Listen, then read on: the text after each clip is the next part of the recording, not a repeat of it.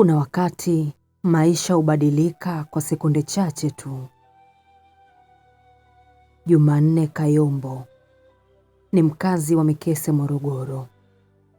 Hakuwahi kufikiria kuwa siku moja angejikuta akipambana na maumivu makali kitandani, tena kwa miaka mingi. Ilikuwa siku ya kawaida kazini katika harakati za kutafuta riziki. Lakini ajali ikatokea ghafla. Akaanguka kutoka juu ya paa.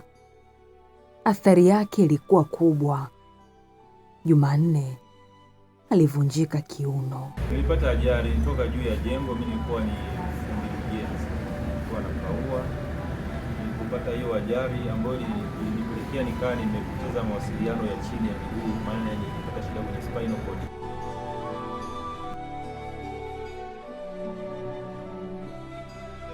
Maisha yakasimama na kutulia katika maumivu. Madaktari nao walifanya juhudi kubwa mno. Alifanyiwa upasuaji na kuwekewa plastiki ili kusaidia mfupa wake. Ila nilipata huduma kufanyiwa operation, nikafungiwa plastiki kwenye spinal cord ambazo ziliwezesha mimi kupata uwezo hata wa kuweza kukaa. Kwa hiyo baada ya hapo sasa nikasema nitafanya nini? Sasa maana kazi ambazo nilikuwa nazifanya nikiwa natembea nilishindwa. Lakini hakuweza tena kusimama, bali aliweza kukaa na kuendesha kiti cha matairi, yaani wheelchair.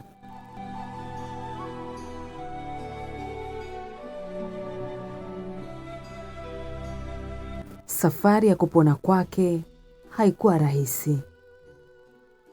Miaka 6. Ndiyo. Nilipata ajali huu mwaka wa 6. Miaka 6 Jumanne alilala kitandani. Miaka 6 ya maumivu. Miaka 6 ya kutazama dari na kujiuliza, kesho yangu itakuwaje?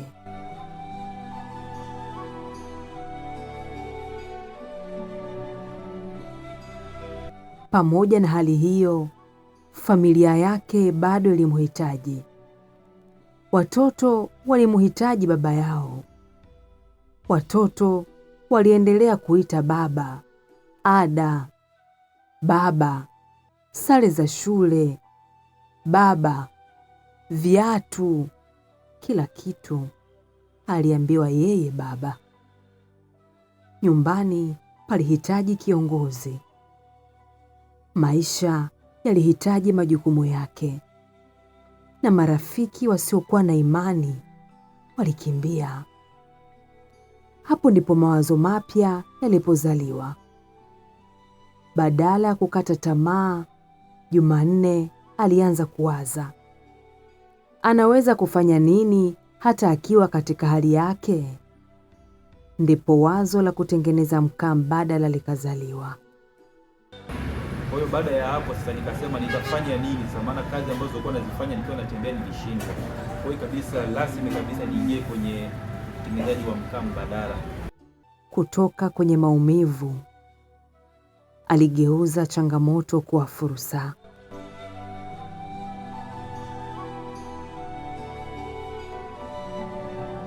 Kwa hiyo ilikuwa sio kazi nyepesi kumhamisha mtu kwenye mkaa wa kawaida kumleta huko. Ila kadri anavyozidi kutumia mtu anazidi kubadilika kulingana na ubora. Mwanzo wa kwetu hauna moshi wala una masizi mkaa wetu. Ukilinganisha na ule mwingine ambao una moshi, bado una sumu na ile kaboni inayozidi kufuma upumuaji na kupelekea vifo. Leo hadithi yake si hadithi ya ajali tu. Ni hadithi ya ujasiri. Ni hadithi ya ubunifu. Ni hadithi ya mtu aliyekataa kushindwa na hali. Jumanne Kayombo alijifunza kwamba mwili unaweza kujeruhiwa, lakini ndoto kamwe haziwezi kuvunjika. Mimi nimesema nilikuwa mzima, lakini baada ya changamoto hizi niliamua kukaa chini nikawaza, je, nikaende nikawe ombaomba? Lakini niliamua kudhubutu kusema kwamba ngoja nitumie elimu yangu nilionayo, nianzishe mazingira ya kutumia tafuta taka, nitengeneze mkaa, niweze kujiingizia kipato ili niweze kuendesha familia yangu na kuendesha maisha yangu mengine. Kama mimi niliweza, hata wao pia natoa wito waje kwa hicho kidogo chonacho, hata kama ni elimu zao popote walipo, basi wafanye udhubutu wa kupanga, wasio na vile vitu vya kutegemea vikubwa sana, waanze kidogo kidogo, basi safari nzuri itasema lift inamkuta aliye barabarani. Hii si kwa Jumanne tu. Kila mmoja wetu anaweza kukutana na ajali ya maisha, lakini kilicho muhimu si kuanguka, ni namna tunavyoamua kuinuka. Nianza kwa kutengeneza zile mashine za kupesi kidogo, zile kupesi na mkono, hapo nilikuanzia. Baada ya hapo nikaja kwenye hizo motorizer mashine ambazo ni za kutumia umeme. Teknolojia ngeni na ni kitu ambacho ni kigeni pia, lakini kadri elimu ilivyokuwa inaenda, na kwa sababu ndio sera ya nchi, watu sasa wakaanza kuona tutafuta, wakija wanauona, kuna mwingine usikia tu mtandaoni, akianza kuona mtu anashawishika, anaenda anajaribu, anaona ubora wake, ndio anarudi tena, kumbe kiko hivi.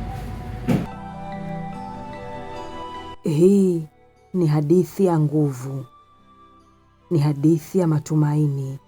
Tongo kwa vijana wote, mimi nasema kitu cha kwanza ni udhubutu.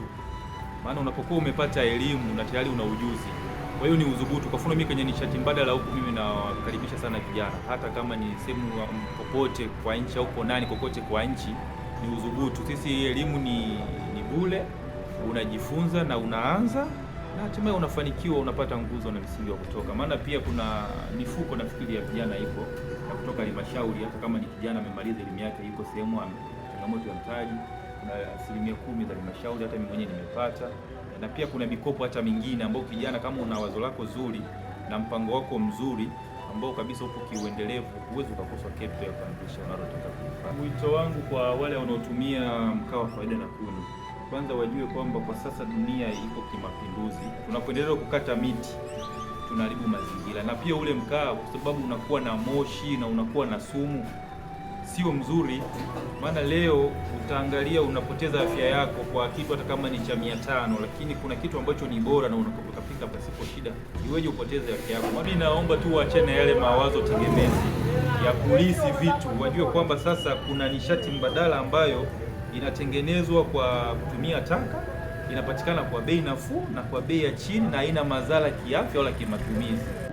Ni hadithi ya Jumanne Kayombo.